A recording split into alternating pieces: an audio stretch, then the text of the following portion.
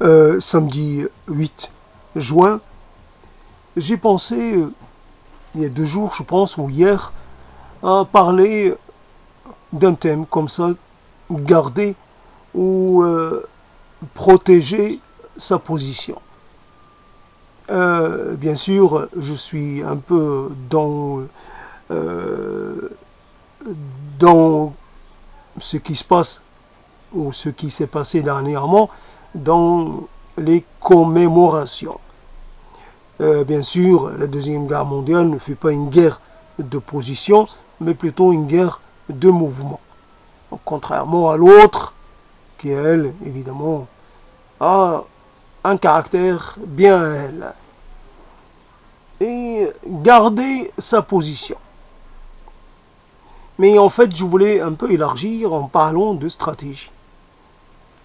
Bien entendu, la première question, c'est au nom de quoi vais-je pouvoir m'autoriser à parler d'une question aussi importante. Stratégie. Je ne sais pas, ça vient des Grecs, mais je ne sais pas plus que faisait le stratège dans la cité grecque. Peut-être ça correspond à notre conception actuelle, peut-être c'est un peu éloigné. En tout cas, c'est un terme qui renvoie à l'Antiquité. Et la stratégie, c'est un peu basique, un peu élémentaire. La stratégie, c'est la capacité d'établir des plans à moyen ou à long terme, d'avoir une certaine vision, de concevoir quelque chose en prenant comment dire, pour objectif une réalisation, j'allais dire, une réalisation plus ou moins une réalisation qui va se produire, qui ne peut pas être dans les médias. Stratégiser, c'est prendre en compte des éléments présents et peut-être aussi des éléments qui pourraient surgir comme cela. Des éléments, prendre en compte un peu le côté changeant, la dimension de variation. Je me prépare à faire face à l'ennemi, je conçois mes projets ne porteront leur effet, ne produiront leurs effets que dans un certain temps. Évidemment, par exemple, je me prépare, je me lance dans des travaux, ouvrage défensif, un peu constitution de provisions, tentative de connaître l'ennemi, de l'étudier, de pouvoir un peu l'espionner. Bien entendu, dans la stratégie, il y a toujours un ennemi. Il y a toujours quelqu'un qu'il faut un peu maîtriser, dompter, conquérir. Il y a un désir de conquête. Et il peut y avoir, on peut dire, comme dans les armes défensives et les offensives, on peut dire qu'il peut y avoir dans le domaine de la stratégie, peut-être là aussi un aspect défensif, mais qui se traduit par inoffensive. C'est pas évident de distinguer entre les deux. Pour me protéger d'une éventuelle attaque, j'attaque en premier. C'est de la défense. Mais pour moi, il s'agit de me défendre. Il s'agit d'enlever une hypothèque. Mais l'autre l'adversaire va penser que je l'ai attaqué. Donc, je pourrais être considéré comme l'agresseur et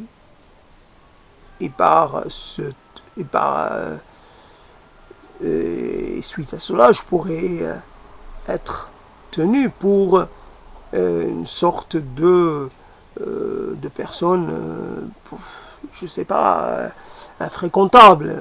J'aurais une réputation d'agresseur. Voilà. Et je pourrais être condamné pour cela. Mais ce qui m'importe à moi, c'est d'évacuer le danger, qu'il soit un danger immédiat ou un danger lointain. Tenir sa position, pour revenir sur l'idée première, tenir sa position, c'est qu'en fait, finalement, on peut avoir une idée de ce qu'on a, une idée, on peut le relativiser, le sous-estimer, et finalement, ce qu'on a peut être aussi d'une certaine valeur, ou d'une valeur certaine, mais parce que nous l'avons depuis longtemps, cela a échappé à notre attention. Ce que j'ai, bon, c'est pas grand-chose. Donc, pourquoi je veux me mettre en vigilance? Non, pas la peine d'élaborer des stratégies, de penser à l'éventualité d'un risque qui n'existera pas. Personne ne va m'attaquer, qu'est-ce que j'ai? Mais oui, tu as quelque chose qui peut intéresser quelqu'un. Chacun, la plupart des gens possèdent quelque chose qui peut un peu attirer l'attention d'autres personnes. Nous savions cette chose-là qui est arrivée en France, c'est l'arrivée. Après, donc, il y a eu des razzias, si je peux bien utiliser ce terme, des razzias un peu effectuées par des gens qui voulaient s'équiper. On ne peut pas les blâmer pour cela. Ne dit-on pas que le vol est d'une certaine façon est la meilleure manière, une manière comme une autre, on le légitime, d'équilibrer les chances. Tu as quelque chose, moi je ne l'ai pas. Donc je vais me l'accaparer. Je vais te le prendre et d'une certaine façon, on pourrait dire, tu en as joui pendant un certain temps, ben c'est à mon tour. Voilà, une sorte de socialisation un peu anarchique des choses. Voilà, donc après les transferts de matériel vers des pays proches, nous avons eu le transfert et ce jeu de déplacement d'un certain nombre d'articles vers des pays plus lointains, parce qu'il y avait un besoin, il y avait une demande, il y avait un déséquilibre, il y avait un vide qu'il fallait combler. Donc ce que nous avons, aussi modeste qu'il puisse être, peut intéresser quelqu'un. Toujours. Il y a toujours quelqu'un qui va trouver quoi faire avec ce que nous avons. Donc en attendant, voilà, on peut un peu amener dans cette parole ces ouvrages, en attendant les barbares, en attendant les Tartares, ou je ne sais pas, en attendant l'ennemi, qui est une sorte d'ennemi un peu terrible. Les barbares, c'est terrible, ça respecte rien. Les barbares, ça prend tout. Les barbares, ça se saisit même des objets de culte. Nombre d'églises furent attaquées par des barbares, christianisés eux-mêmes. Voilà, quelque part, une sorte de chose comme cela. Donc, les barbares n'ont pas de loi, n'ont pas d'éthique, n'ont pas de limite. Donc, il faut penser les choses. Alors, pour ramener, donc, tenir sa position, c'est d'abord connaître le terrain et les menaces éventuelles. La position que j'ai est d'un point de vue, par exemple, spatial, est une position. J'occupe un point dans l'espace. Ce point peut intéresser quelqu'un, pour des raisons diverses, là encore. Et si celui qui est intéressé a les moyens de m'évacuer, de m'envoyer ailleurs, de me dégager, il en serait très, très heureux. Il pourra un peu se permettre d'élaborer des projets. Un peu, on pourrait dire que je suis le caillot dans la chaussure, par exemple, d'un entrepreneur ou d'un autre. Je gêne, et peut-être, on pourrait dire, comme dans ces biens qui sont un peu subtilisés et qui sont remis dans le circuit. Quelqu'un qui possède quelque chose pendant une durée assez longue, à un moment, cette chose ne fait plus son travail d'être un article d'échange, d'être un moyen d'échange. Et il faudrait, par exemple, comme pour ces prêts d'œuvres d'art, j'emprunte cette œuvre pendant un mois. Je l'ai chez moi pendant un mois. Après, je la rends de nouveau disponible. Voilà, par exemple, j'ai cette chose je l'ai eu pendant 50 ans, 40 ans. C'est bon. Je peux la céder à quelqu'un d'autre qui saura peut-être lui aussi l'apprécier à sa juste valeur. Et voilà, ça doit circuler. J'occupe un habitat, un logement, depuis longtemps. Normalement, cette occupation aurait dû se terminer il y a un moment, puisque dans le mouvement de la vie, nous passons d'une résidence à une autre.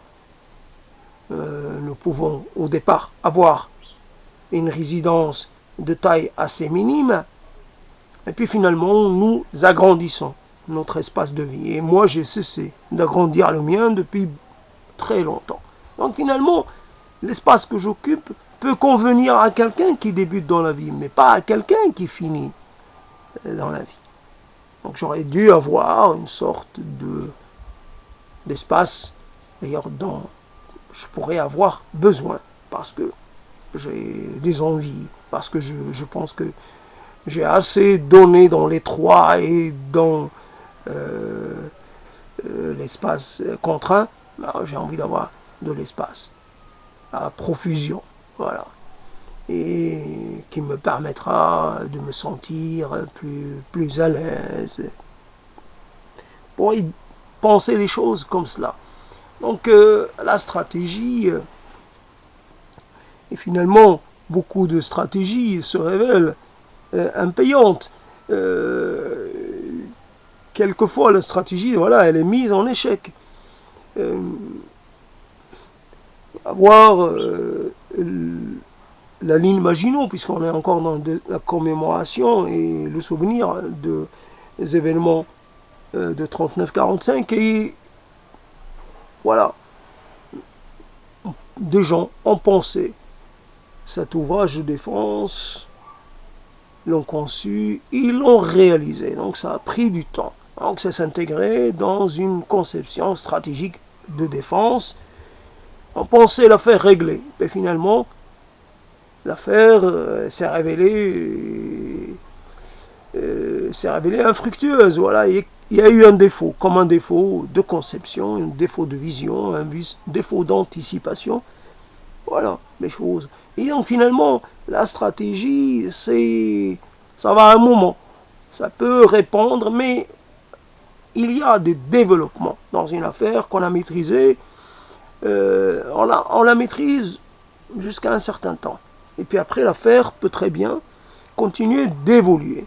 La Deuxième Guerre mondiale, voilà, la Prusse, la France, les territoires, l'Alsace et la Lorraine, voilà, on pensait la chose réglée au lendemain de l'armistice de 18, et bien finalement elles n'étaient pas réglées.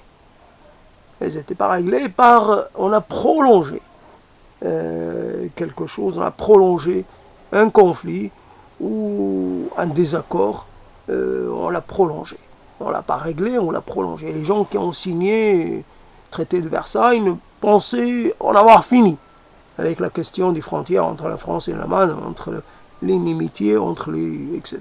L'affaire est réglée pour tous, Allemagne désarmée, tout ce qu'on veut. Et finalement, ça n'a pas pris longtemps avant que les choses, avant qu'on reparte à nouveau dans la guerre et dans la confrontation. Et alors, on pourrait dire, pour l'instant, c'est réglé. C'est réglé, les choses peuvent très bien se déplacer, les fronts peuvent... Voilà, les fronts d'hier, c'est pas obligé que ce soit les fronts de demain, ça se déplace. Donc on pourrait... la France et l'Allemagne peuvent très bien se retrouver un jour alliés dans un conflit d'ampleur, voilà. Et voilà, et c'est la question à laquelle j'ai pensé, la question des alliances. Voilà, dans la vie, j'ai beaucoup pensé à l'alliance et j'ai beaucoup prôné cela. Mais finalement, l'alliance, ça vous sert, mais ça vous en sert aussi. Ça vous entraîne dans des combats ou dans des actes qui pourraient ne pas correspondre à vos intérêts réels. Vous respectez les conditions de l'alliance, vous associez à quelqu'un par le jeu donc des alliances, et bien finalement vous n'avez rien réglé, ou vous êtes attiré des ennuis sans fin. Donc pourrait être allié, mais finalement de dire je m'en lave les mains. Moi, ce conflit, il est trop lointain, il ne me concerne pas directement. Donc, voilà, faites ce que vous voulez. Mais évidemment, après, il y a plusieurs éléments, toujours une quantité d'éléments à prendre en compte. Alors, à la stratégie, tout le monde ne peut pas évidemment s'improviser stratège,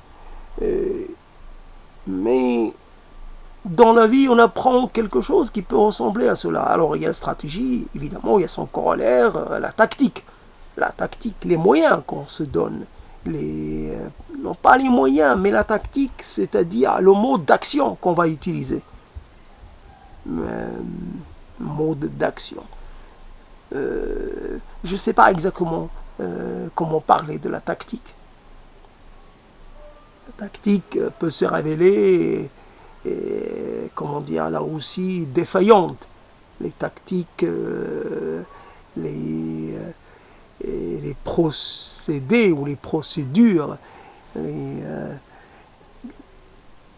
La stratégie, c'est de se donner les moyens d'arriver à d'atteindre un but précis. Mais la tactique, c'est comment mettre en œuvre cela, comment le réaliser. On a un but, on sait donner les moyens, mais comment mettre ces moyens en action? Comment les utiliser? À quel moment, à quel moment intervenir? Comment disposer les différents éléments? Cela... la tactique, c'est peut-être de pratiquer l'art de la tromperie, de la dissimulation, de la contre-information, l'art de pratiquer, comment dire, d'entraîner l'ennemi dans des sortes, pratiquer l'enfumage, pratiquer un peu... faire en sorte que l'ennemi se trompe. Voilà, donc il y a... Et puis, comment faire, les réserves qu'on a, les capacités qu'on a, comment bien l'utiliser, comment les utiliser au bon moment. Dans les batailles d'antan, il y avait toujours, il pouvait y avoir des armées assez comment dire, comparables, mais c'est toute la tactique qui va faire la différence. Comment je fais intervenir, à quel moment je fais intervenir l'aile gauche, etc. Comment je fais avancer les fantassins, comment je fais avancer la cavalerie, à quel moment je fais donner du canon, comment, etc. Et je ne sais pas, là aussi, j'ai quelques éléments. Voilà un peu le côté élémentaire des choses. Alors, dans la vie, à tenir sa position, c'est s'exposer à ce que, quelque part, la position, puisqu'on est dans la conservation, on est dans la protection, on n'est plus dans la conquête. La conquête suppose qu'on quitte un peu sa position pour aller, pour aller vers l'ennemi. Et donc on pourrait très bien se retrouver un peu coupé de ses arrières, on pourrait se retrouver un peu dans une situation impossible. On perd ce qu'on a et on ne gagne rien. On se retrouve un peu totalement démuni. Mais c'est un risque à prendre. C'est un risque à prendre. Quand vous avez une quantité de gens qui sont vos alliés, si vous fonctionnez toujours avec les mêmes, vous vous exposez au risque un jour de ne plus, un jour, au risque qu'ils ne puissent plus tellement vous aider parce que comment dire, soit parce que ils vont commencer à se raréfier, parce que la quantité de départ va se réduire. Et vous êtes avec les gens avec lesquels vous êtes en confiance, avec elles dans une sorte de relation confortable. Eh bien non, il faut aller à la conquête de nouvelles relations, de nouvelles alliances. Donc la position, c'est-à-dire un peu, comme on parle de territoire un peu neutre, le territoire, le no man's land, à un moment, j'ai une position centrale, j'avance, et puis j'ai des positions, j'avance et je crée des positions avancées, les plus avancées possibles.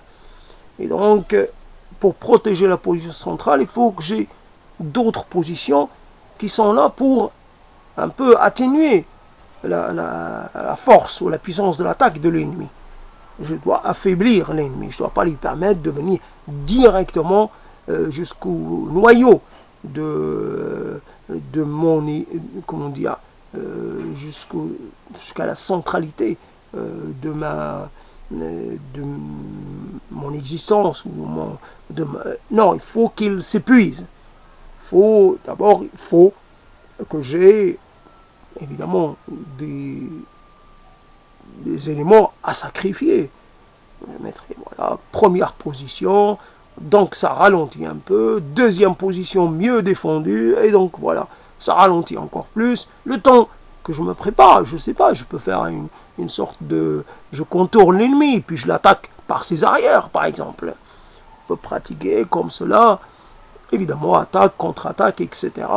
Donc, voilà. Et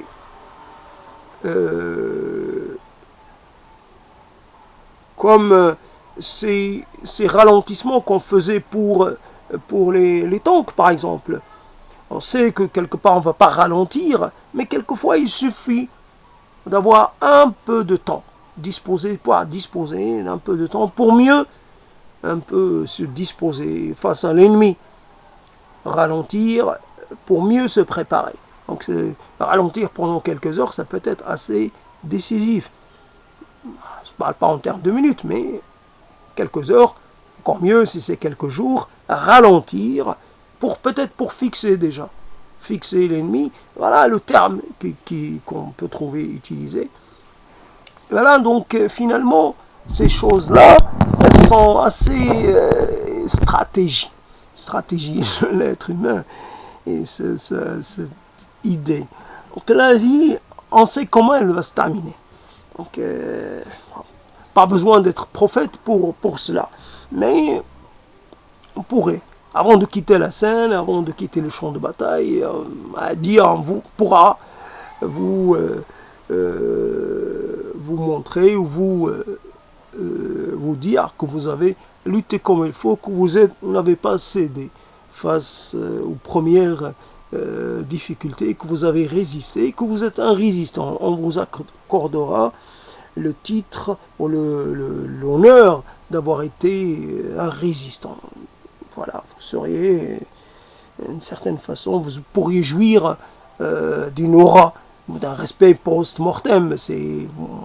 Votre mémoire sera un peu sera honorée ou citée comme exemple, peu importe. Ceux qui cessent de se battre trop vite, trop tôt, etc. Et ceux même qui s'en vont trop tôt, encore pire. En tout cas, voilà cette histoire de, j'allais dire, on aime. Mais évidemment, moi j'aimais l'armée, d'une certaine façon. J'aimais les armes, j'aimais la discipline. Petit, c'est ça. Mais finalement, j'ai pas choisi l'armée. Dois-je le regretter, mais l'armée, c'est pas toujours c'est-à-dire, je sais pas, on peut voir, comme dans les films, un peu des gens, des généraux, plus que des généraux, qui sont là en train de jouer avec des modèles réduits. Je déplace telle division, etc., etc. Je fais avancer, je recule, je mets un peu, je mets en réserve, je sacrifie, etc. Ça n'a pas l'air si intéressant que cela. Toujours dans cette histoire de bataille, il fallait toujours protéger aussi les chefs. Alors, le geste héroïque du chef qui monte en première ligne, c'était bon pendant quelques temps, mais on ne sacrifiait pas quelqu'un qui est important, mais pas comme ça, pas voilà, donc il faut protéger. Donc les chefs sont protégés, ils ne sont pas devant, ils sont derrière, ils pensent, ils élaborent des plans pour la conduite de la guerre. Alors faut-il considérer que la vie est une guerre? Bien entendu que c'est une guerre. C'est une guerre, on pourrait dire larvée. C'est une guerre continue. Quelquefois c'est une guerre sans réel intérêt. Un peu insensé, un peu absurde. Moi j'en ai déjà parlé, j'ai reparlé. J'avais fait une énorme bêtise, si ce n'est plus un crime. Avec combien un crime? Je suis un criminel. Criminel de masse même. Quand je dis criminel de masse, quand je parle des êtres que je mets à mort, des êtres que je ne vois pas, mais évidemment, mes bactéries, etc. C'est clair que j'en sacrifie un certain nombre de milliards par jour en allant me laver les mains, etc. Bon, c'est comme ça, c'est la vie. Mais là, c'était des êtres plus que visibles, c'était des fourmis. Donc j'avais, dans ma geste à moi, je donne, je partage, si je puis dire, avec des êtres. Donc j'avais donné du gâteau à des fourmis et voilà. Il s'est trouvé que je n'avais pas du tout pensé que ça allait déclencher une bataille, énorme bataille, une bataille rangée de toute beauté. Des fourmis de la même espèce, mais évidemment pas du même nid, se sont mises à se battre pour cette nourriture d'abord industrielle et qui ne leur est pas très coutumière. Et cette nourriture, comment dire, qui était assez peu importante. Il y avait quelques miettes. Et pour ces miettes-là, des fourmis se sont mises à se massacrer les unes les autres avec acharnement.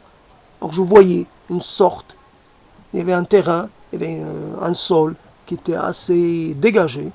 Donc une sorte d'armée énorme.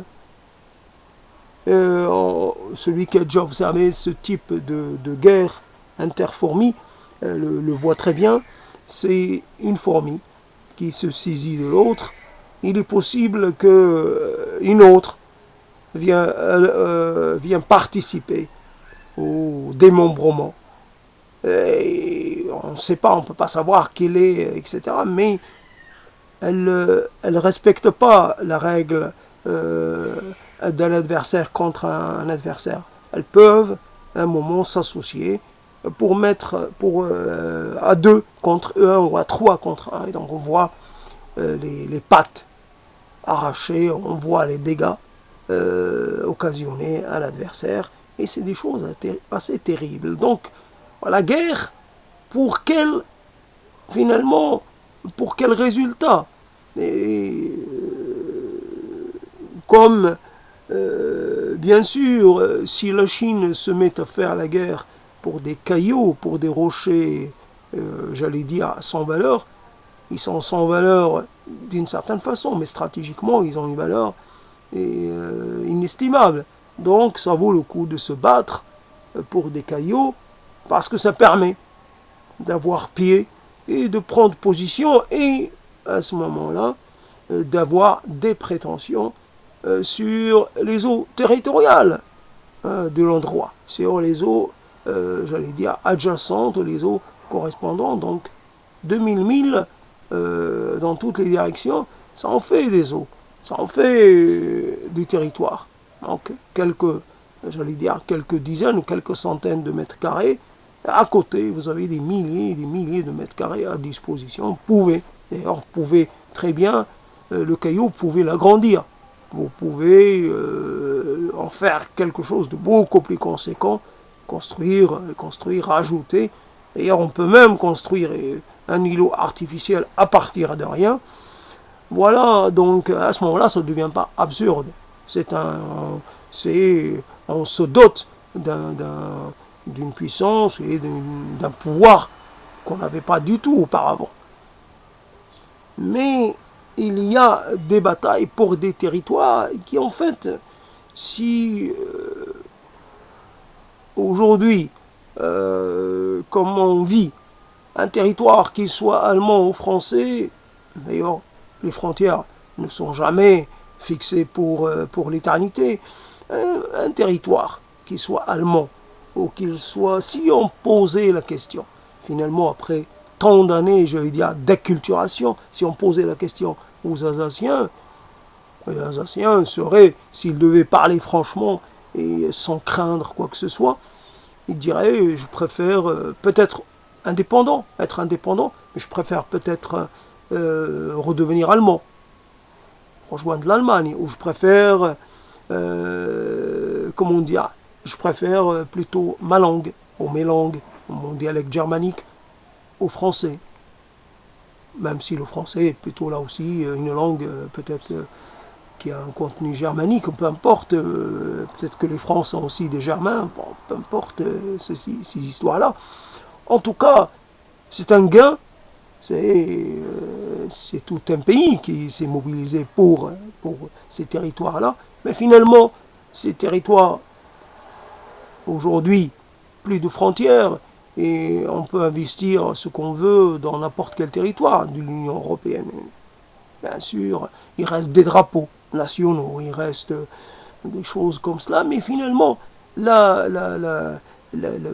comment dire, l'idée ou le vœu ultime, c'est une sorte création, une seule entité, partageant le même destin. En France, il y a des régions qui ont leur langue, j'allais dire locale, j'allais dire nationale, on va pas dire locale, ils ont leur langue. Les Bretons ont leur langue. On pourrait très bien une sorte d'Europe, un seul pays, mais chaque composant de ce pays aurait pour dominante la langue de l'endroit. Pas besoin d'avoir une seule langue, etc. On pourrait, comme ça. Puis, voilà, donc on peut toujours. Quelqu'un qui, dans une relation, il peut y avoir une concurrence autour de quelque chose, autour d'un objet, ou d'un être. Quelquefois, nous lançons dans une sorte de compétition. Après, on peut toujours se poser la question si ça valait le coup. On peut contester la pertinence de la concurrence ou de la compétition. Ça, ça a de l'importance, mais pas tant que cela. C'est ça le problème, c'est que c'est toujours cet élément temporel qui intervient, et il y a des choses qu'on a considérées comme importantes à un moment donné, mais avec le temps qui passe, nous prenons beaucoup de distance et nous changeons un peu notre rapport à ces choses-là. Je relativise, et même je fais quelque part, je me reconnais plus. Je n'appartiens plus à ce que j'ai fait ou à ce que j'ai pu être, etc. Je peux me renier totalement. Et pourtant, quand j'ai fait ce que j'ai fait, je m'y étais donné corps et âme. J'ai vraiment été très engagé dans cette affaire-là. Bon, aujourd'hui, je me rends compte que c'était un engagement inutile. C'était un effort qui n'aurait pas dû... Voilà, tenir sa position, une question de stratégie. Souvent, en tant que mâle, en tant que... dans certaines circonstances, certains contextes culturels, il a été donné au mâle le pouvoir ou la possibilité de penser la globalité. Les mâles essaient toujours, quelque part, de se positionner par rapport à d'autres mâles.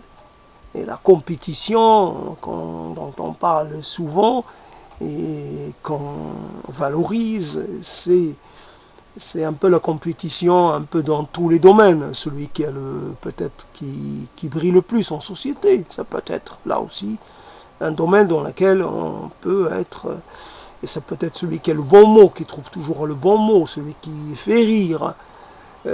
Ça peut être quelqu'un qui est à l'aise avec les autres, hein, tout simplement. Ça peut être, il y a toujours, hein, n'importe quel acte de la vie, il y a toujours moyen d'entrer en compétition avec un autre. Celui, je sais pas, moi, je vais choisir quelque chose, c'est le marchand, et moi je suis quelqu'un qui sait demander au marchand et de lui choisir des articles de qualité, qui sait un peu s'imposer aux marchands. D'autres n'en sont pas capables. Il y a toujours, dans n'importe quelle situation, quand on parle quand on rencontre quelqu'un, quand les épaules vont se frôler, comment faire en sorte qu'on ne reçoive pas de coups dans cette chose-là. On passe beaucoup notre temps. Des gens ont étudié la foule, les dynamiques de mouvement de la foule. Ça a été étudié, peut-être pas la physique des fluides, j'en sais rien, c'est un élément très particulier à étudier. Mais souvent, moi j'avais pensé, évidemment, avant que j'en entende parler des années auparavant, je m'étais dit, si on devait un peu filmer les différentes circonvolutions, avec un vélo, c'est plus facile d'avancer tout droit. Un vélo qu'on monte ou qu'on tient, c'est possible. Parce que le vélo, il oblige les gens à s'écarter. Seul, sans rien, on fait des détours. À chaque fois, on évite. On est dans l'évitement. Et donc, si on doit suivre un peu, on va voir qu'il s'agit de mouvements un mouvement un peu sans cesse. Nous passons à côté de l'autre, un peu une sorte de, comment dire, non pas de, comment on peut appeler ce mouvement tout en courbure ou tout en ne peut jamais être rectiligne. Parce que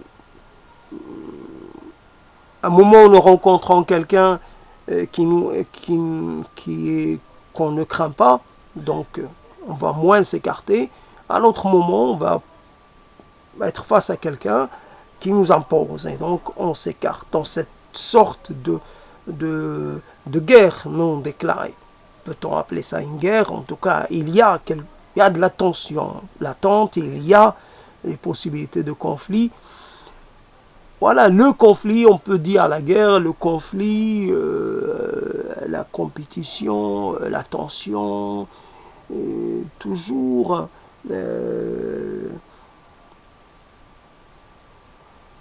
la stratégie, voilà, donc de penser soi dans le monde, de penser le monde à partir de soi, comment finalement faire en sorte que ses intérêts soient le plus, comment dire, satisfaits ou respectés, toujours cela. Tout peut être question comment dire, analyser pour essayer de comprendre. Et c'est vrai que je ne suis pas tout à fait dans la facilité la plus éclatante avec ce propos. En fait, finalement, je voulais en finir. Donc, j'avais pensé à cette histoire de tenir sa position et un peu sur le risque qu'on a quand en fait on accepte une sorte de compromis avec les choses. Un peu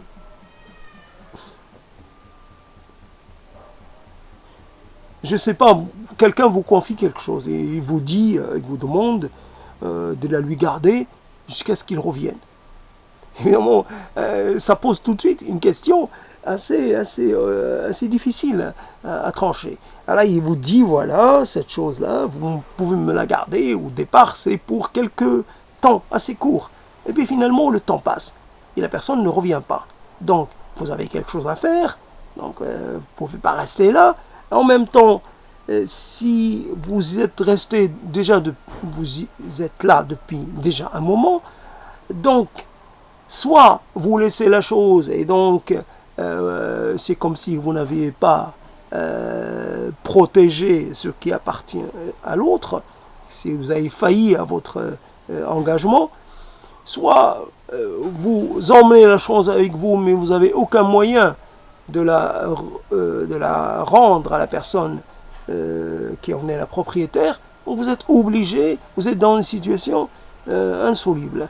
Et plus vous restez, on va dire, vous êtes là depuis maintenant des heures, et le temps passe.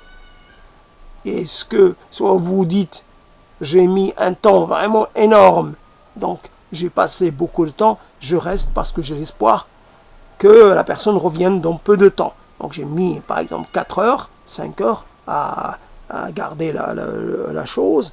Et puis maintenant, si je m'en vais, il suffit que je m'en aille. Et dans les 10 minutes qui viennent, la personne va revenir. Donc si je n'avais rien fait.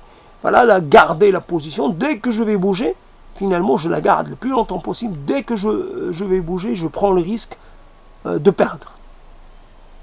Donc je reste là. Et dans cette un peu incertitude, j'avance ou j'avance pas. Si j'avance, c'est vers l'inconnu. Si j'avance vers les choses que peut-être je ne pourrais pas maîtriser. Alors, comment je fais? Comme moi, par exemple, simplement, moi, quand je marche dans la rue, j'essaie de me gonfler, de faire en sorte qu'on voit que je suis plus dense que je ne le suis réellement. Je fanfaronne, extérieurement parlant. J'essaie d'impressionner un peu. J'élargis mes épaules, voilà, donc quelque part. Et finalement, alors que moi, je suis quelqu'un de particulièrement maigre. Donc je ne peux rien faire si j'étais vraiment confronté à un défi physique.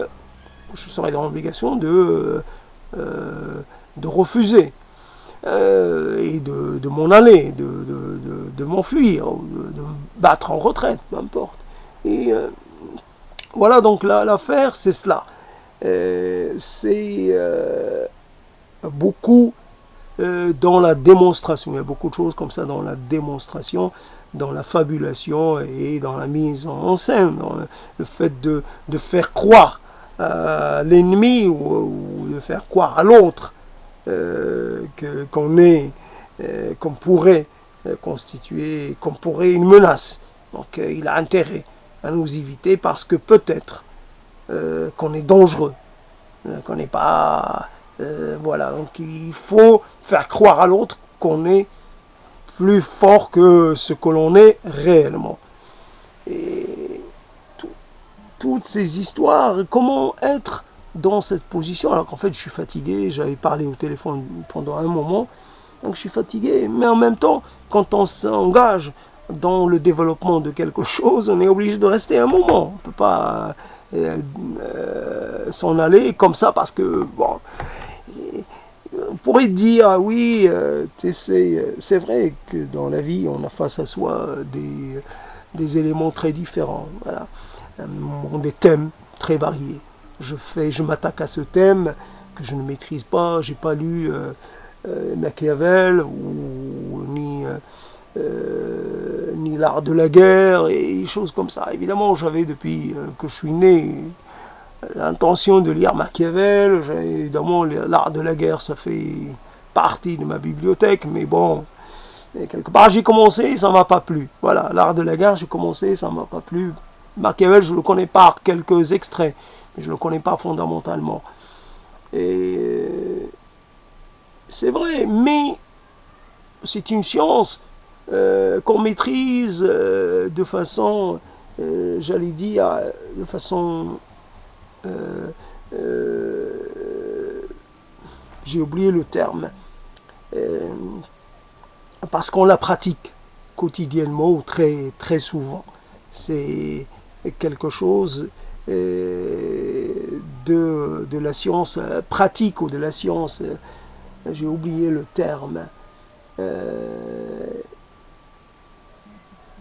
On n'a pas besoin, en fin de compte, d'aller se ressourcer ou trouver comment faire dans des ouvrages.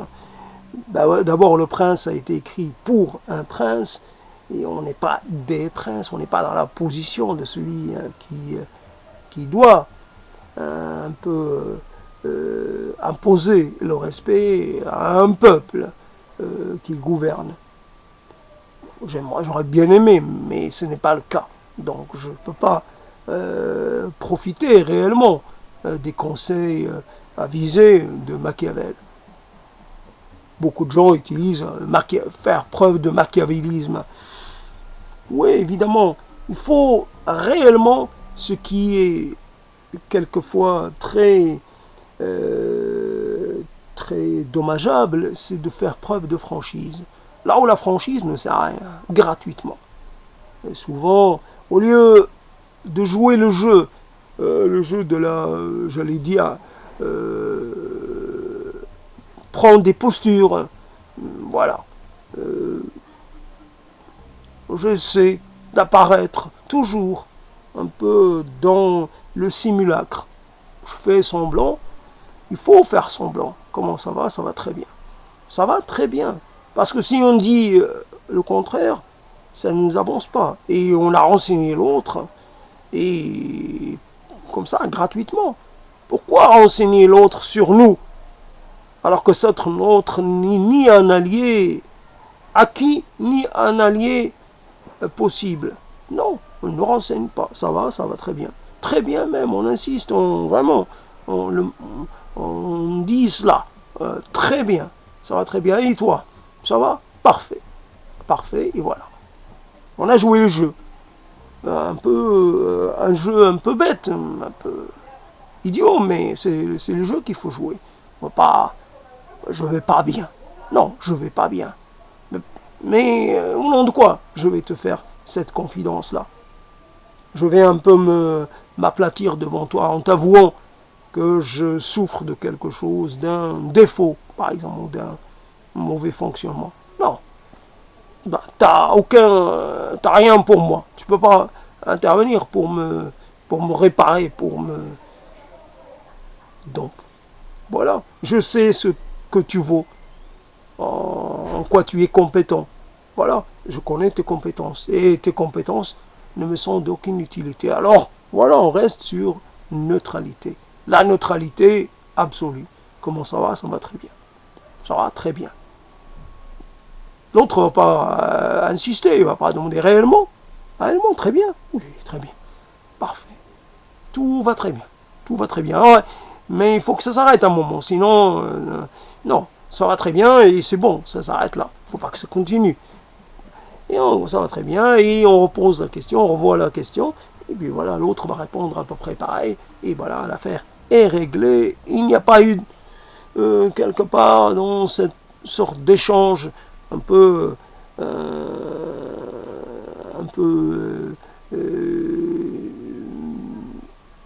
minimal, j'allais dire microscopique, c'est comme ça que ça doit se passer. Avec la plupart des gens, après, on hiérarchise.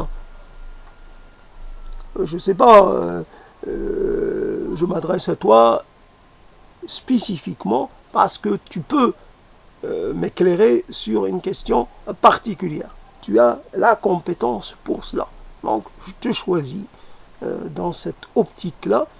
Je te pose le type de question que toi, tu peux résoudre pour moi. Pas toutes les questions, je choisis ce qui est dans tes attributions ou dans tes capacités. Voilà. Et après le reste, je le garde pour quelqu'un d'autre ou pour personne. Si j'estime que personne ne peut intervenir pour moi dans certains types de cas, je n'en fais pas je n'en fais pas la confidence. Je ne les énonce pas comme ça. Et après, il faut savoir qu'il y a toujours un retour.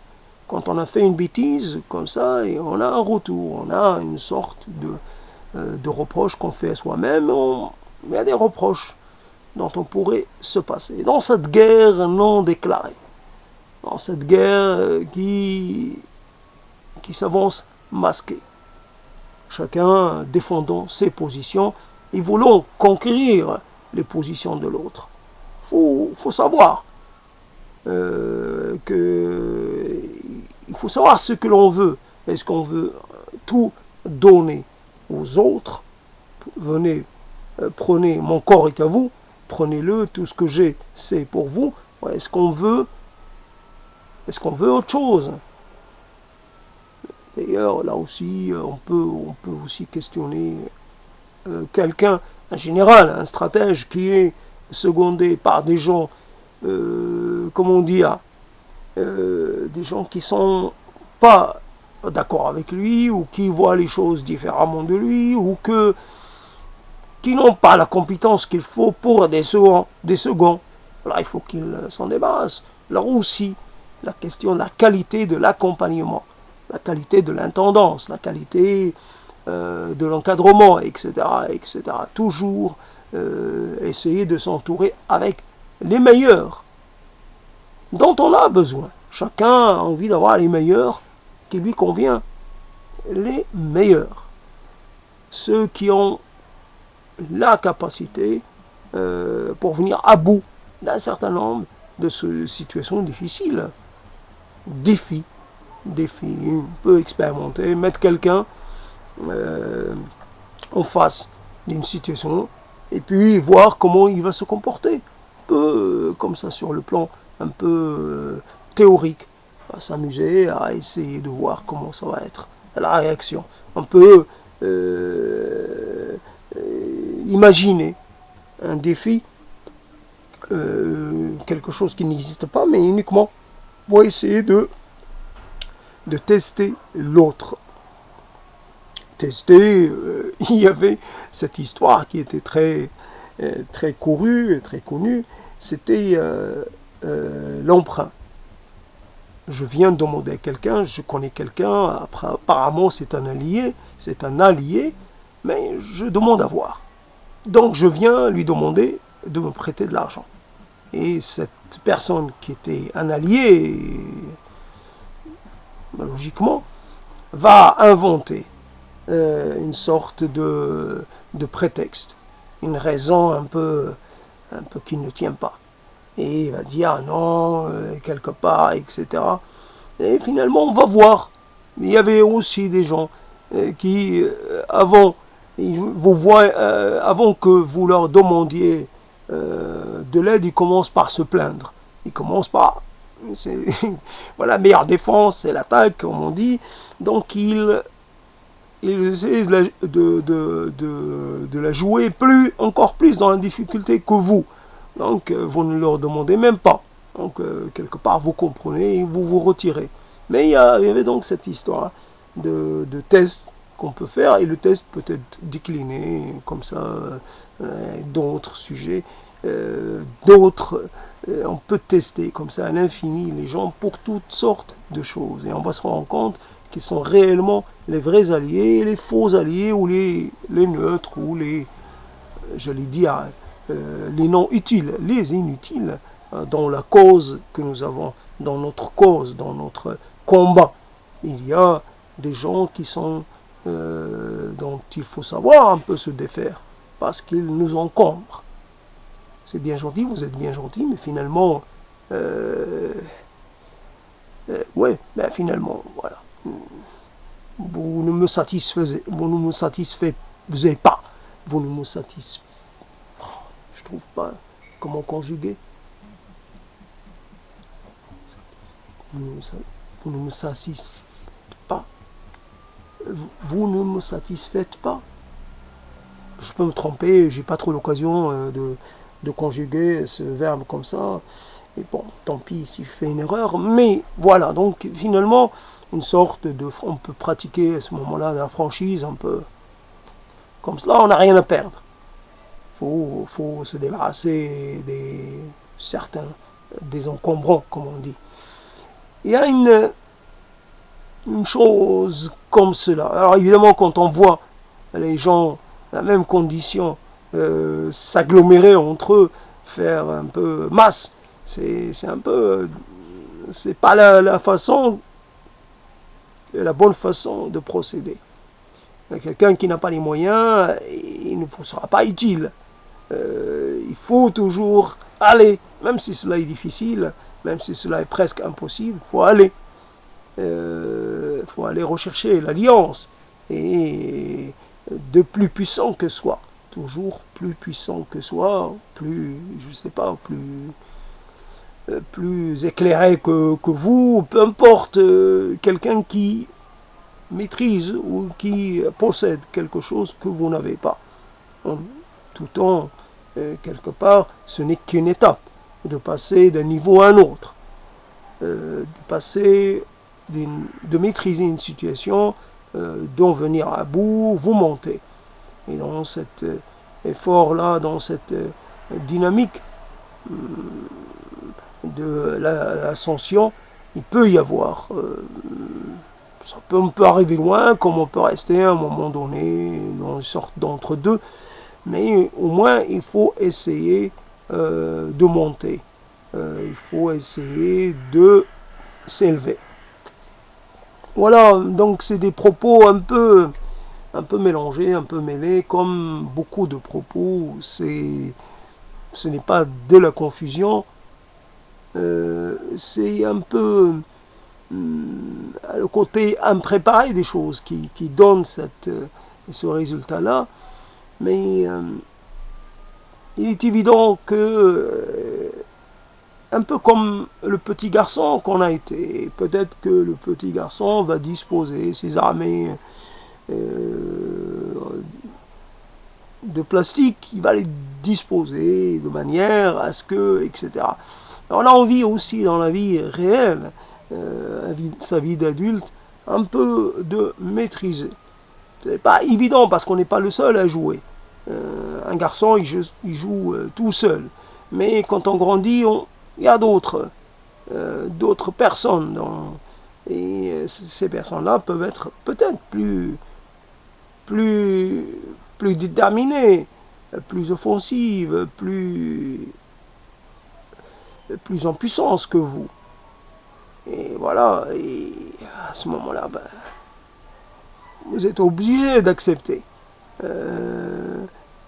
Vous heurtez à un moment donné un mur ou infranchissable. À un moment donné, vous ne pouvez plus avancer. Voilà des propos. Je suis dérangé par le voisinage.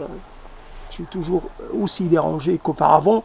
Et donc ça intervient dans le sentiment que j'ai par rapport à ce que je dis.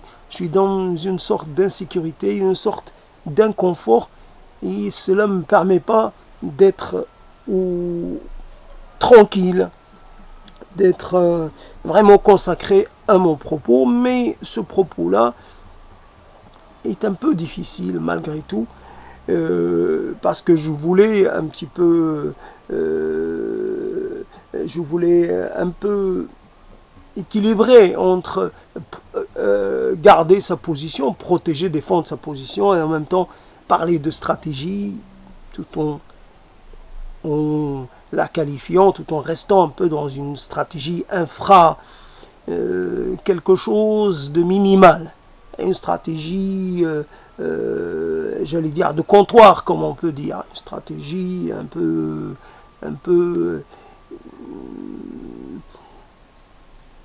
qui doit reconnaître qu'elle est trop simpliste, qu'elle n'a pas une vision, une approche qui n'est pas celle d'un spécialiste ou de quelqu'un qui est initié dans ce domaine.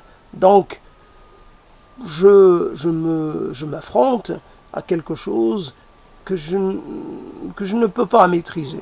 Mais voilà, moi, je suis quelqu'un, ou comme beaucoup d'autres évidemment, je prends des risques. Je prends le risque de mal faire. Je prends le risque de me heurter à cette thématique. Bon, je dis, ça peut donner quelque chose de très moyen, comme ça peut donner quelque chose de un peu médiocre. Mais maintenant que j'ai grandi, ça ne me fait pas peur d'être qualifié de médiocre. À un moment, quand j'étais petit, il y avait ce mot médiocre. Je ne comprenais pas très bien ce que ça voulait dire, mais je savais que c'était pas bien. C'était pas une bonne estimation. Et quelque part, j'avais mal fait parce qu'à côté de médiocre, il y avait une note. Donc je pouvais dire, j'ai 4, mais pourquoi j'ai eu médiocre alors qu'en fait, j'ai juste fait une tâche d'encre. Pourquoi j'ai eu médiocre?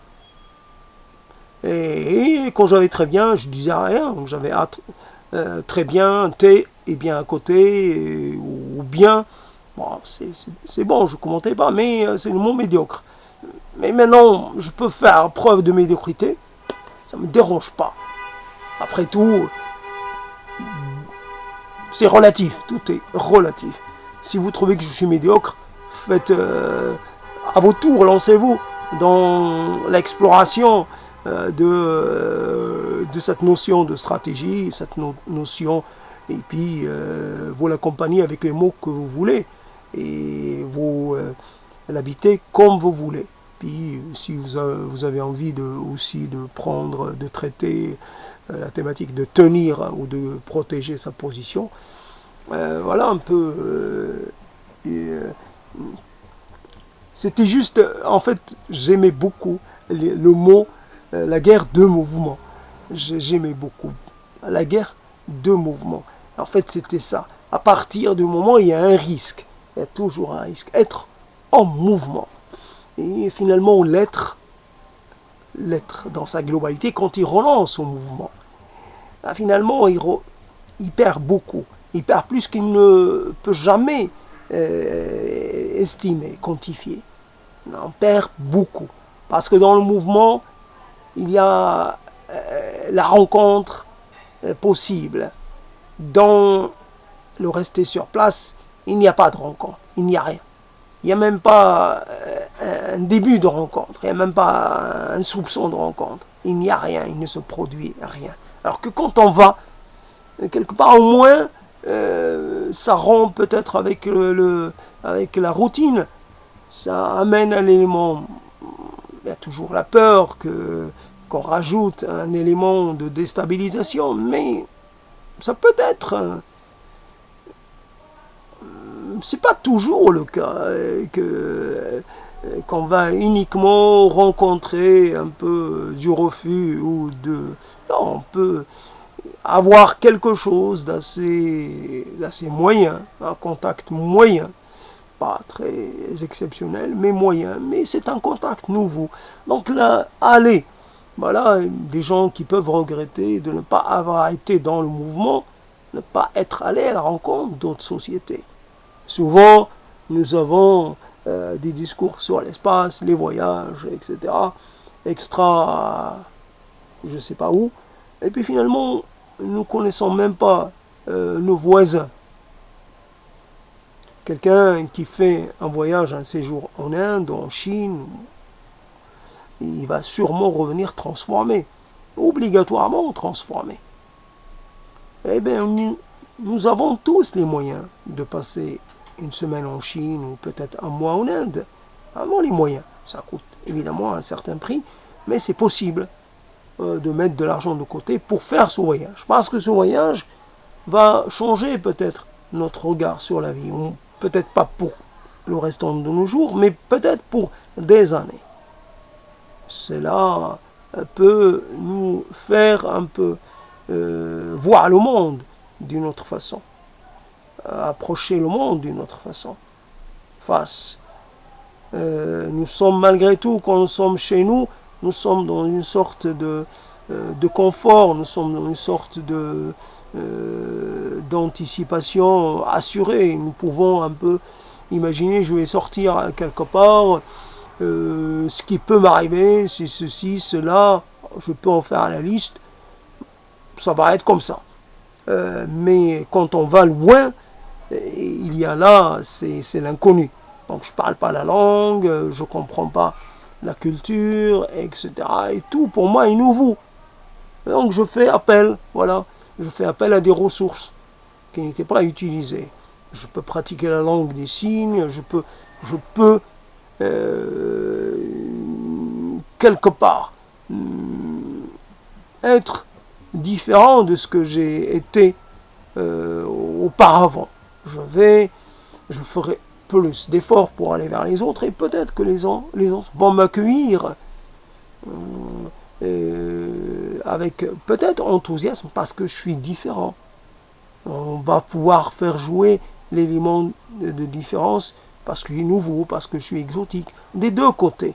Aujourd'hui, dans l'espace où j'habite, je ne suis plus un exotique, je suis un quelconque. Ailleurs, je serais peut-être plus qu'un quelconque. Je pourrais... voilà. Donc la guerre de mouvement, c'est... J'aime ce concept-là. Parce que, quelque part, ça vous fait parcourir ou connaître du pays. Vous passez du bocage normand à, je ne sais pas quoi, au bassin parisien. Pour dire cela, vous déplacez, je ne sais pas, en vous déplaçant, peut-être que vous allez rencontrer la femme de votre vie, je ne sais pas, c'est peut-être pas tout de suite, mais ça peut être pas ce village, pas celui d'après, le 4e ou le 5e ou le 6e village. Et là, tout de suite, la rencontre, le coup de foudre. Et voilà, votre vie est changée. Vous allez, dorénavant, vous allez rester en France, vous allez vivre en France. Vous allez un peu, vous étiez américain, ben vous êtes devenu français. Et peut-être que cela va vous donner, va donner un sentiment de mieux exister. J'en sais rien, ça peut être un nouveau départ, ça peut être quelque chose de bien pour vous. Après, une fois au bout du bout, vous pouvez très bien dire que le choix n'était pas finalement très heureux. Voilà. Et donc, voilà la stratégie, voilà la guerre de mouvement. La guerre de mouvement, on peut penser à la guerre d'usure, etc., mais la guerre de mouvement. Et on peut dire cela en pensant à ce qui s'est passé au Soudan, par exemple, dans ces campines, dans ces sit-ins, un peu fixés dans l'espace. Il est facile d'attaquer des gens qui se sont fixés parce que on les surveille, on apprend à les connaître et on prépare des plans pour les attaquer. On sait que quand on va les attaquer, on va mettre fin à leur mouvement. Tandis que des gens qui se déplacent, par exemple, j'ai pensé à ce déplacement. Le déplacement permet, quand on n'a pas les forces nécessaires pour faire face dans une guerre comme ça frontale, le déplacement permet un peu d'échapper à la pression de l'ennemi. Et ça oblige l'ennemi peut-être à éparpiller ses forces. Tandis que là, ils ont pu réunir toutes les forces possibles et ils ont attaqué. Et surtout, ces gens avaient, évidemment, les expériences précédentes de ce type de situation. Par exemple, je me rappelle de ce qui se passait à l'université. Par exemple, une mobilisation se produit. L'université, un certain nombre de gens mobilisés décident d'occuper les lieux, d'en interdire l'accès, etc. Mais finalement, c'est le début de la fin, quelque part, pour le mouvement. Parce que le mouvement va se renfermer sur lui-même. Donc il va fonctionner sur ses membres et il va les épuiser. Il ne sera plus irrigué. Tant que finalement le mouvement, s'il est fixé quelque part, il va finir par se réduire. Tandis que si le mouvement, d'ailleurs ça n'a pas trop marché, mais sur le plan théorique, si le mouvement allait à la rencontre, sortait de son terrain premier, si le mouvement allait ailleurs, donc il a les moyens de peut-être d'amener d'autres gens à le rejoindre, à s'en sentir solidaire. Tandis que, voilà, le mouvement, la fixation fait en sorte que malgré tout, au départ, vous avez peut-être 10 000 personnes, mais à la fin, vous finissez par avoir des sortes de permanents, des sortes de gens qui restent sur place, avec une sorte de, comment on appelle ça, de roulement. Ben, vous n'avez plus que 1000 personnes sur place. Au départ, c'était 1000, donc c'était impressionnant, mais à la fin, c'est 1000. Donc c'est plus facile à circonscrire. 1000, on peut les attaquer facilement, alors que 10 000, ça commence par... et d'ailleurs, ces gens-là n'étaient même pas capables quelque part, ils n'avaient même pas de vigilance. Ils les ont cueillis au lit. Donc, quelque part, voilà, il y a un problème de préparation, un problème de gestion de cette affaire-là. Quelque part, vous devez avoir, là j'ai parlé de ce qui est des différents échelons des ouvrages ou de la politique de défense.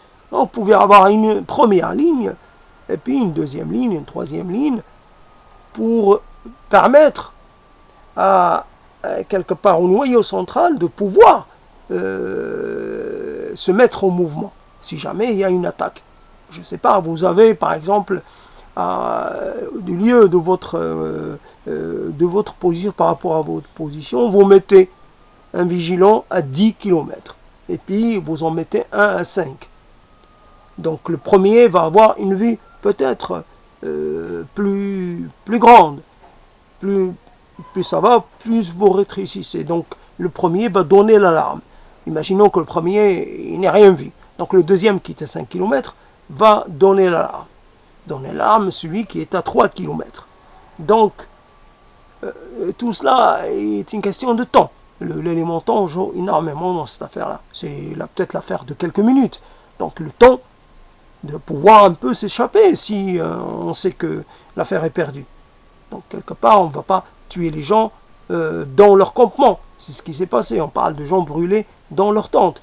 Donc quelque part, on peut se retirer. Donc la première barrière, on va dire, a cédé. La deuxième a cédé, mais ça ralentit l'avancée de l'ennemi. Ça permet au gros de la troupe de pouvoir soit se réorganiser, s'organiser ou prendre la fuite, tout simplement. Peut-être une fuite organisée, peut-être une retraite organisée. Et voilà donc ce qui a manqué, c'était cette vigilance à plusieurs échelons. Donc finalement, il y a peut-être des gens qui ne dormaient pas, qui étaient réveillés, mais ils étaient trop proches. Ils ne voyaient peut-être pas à quelques mètres. Et puis il y avait l'élément, parce que la vigilance par rapport au changement, il y avait des signes annonciateurs. Il y en avait un certain nombre. Donc il fallait montrer. Comme ces histoires, on pourrait mettre, je ne sais pas, on pourrait dire, donc ces mannequins qu'on a installés, mannequins de soldats et de chars par exemple, pourraient faire croire à l'ennemi qu'on est beaucoup sur place, parce qu'on sait que l'ennemi va attaquer. Mais on va laisser par exemple une sorte de gens, un peu, on va les choisir, je ne sais pas comment, on va choisir, et on va dire, nous étions 1000, mais en fait il va en rester que 100. Mais on va faire croire à l'ennemi qu'on est toujours 1000. Donc voilà, on va faire semblant que tout est comme d'habitude. Donc l'ennemi va attaquer. Mais finalement, en sacrifiant 100, on protège 900. Peut-être que si l'ennemi avait attaqué les 1000, peut-être qu'il aurait fait plus de dégâts, qu'il aurait tué la moitié des présents. Et voilà, c'est ce qui s'est passé, c'est ce qu'on raconte. Il y a peut-être 500 morts. Donc c'est conséquent. Et voilà, donc, mais des gens, là aussi, préparés, peut-être des gens costauds, peut-être des gens, je ne sais pas, qui ont l'habitude, j'en sais rien, on choisit les gens les mieux, à même de pouvoir, je ne sais pas, les gens les plus sportifs pour pouvoir s'enfuir à pied, toutes sortes. Et voilà, donc il faut, dans cette guerre, quand nous voulons mener la guerre, et il faut aussi savoir qu'on doit mettre un peu toutes les chances de son côté, qu'on doit vraiment s'équiper comme il faut, et vraiment pratiquer, évidemment avoir des tactiques qui conviennent, et avoir un plan, une stratégie d'ensemble, une stratégie, voilà, les lieux par exemple de repli, les lieux de repli, évidemment très éloignés les uns des autres. Si les gens avaient été identifiés, voilà, pour voir un peu les éparpiller, on les éparpille en rang la tâche de leur capture plus difficile, etc. Les moyens de fuite, par exemple, je ne sais pas, on va mettre des voitures, on va les mettre des moyens, des engins pour pouvoir quitter.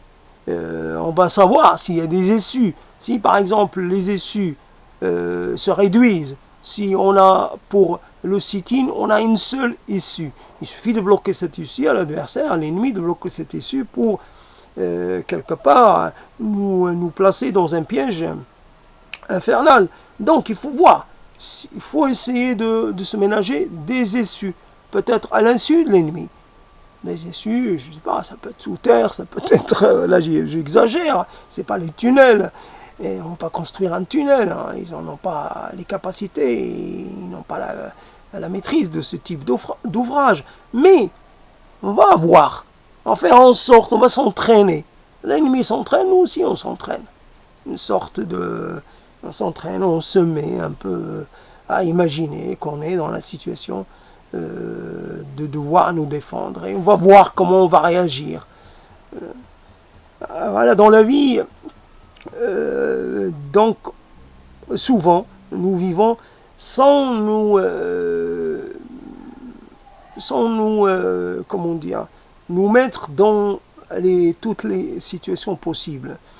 comment on appelle cela? Ce n'est pas une sorte de préparation, c'est une sorte d'entraînement.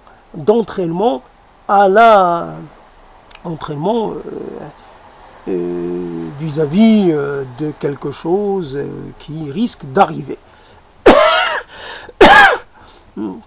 Voilà, quels sont les premiers réflexes, les choses à faire en premier, etc. Les choses à protéger, etc. etc. etc. Connaître le terrain, c'est ce qu'il offre comme possibilité, etc. etc. Voilà, donc souvent,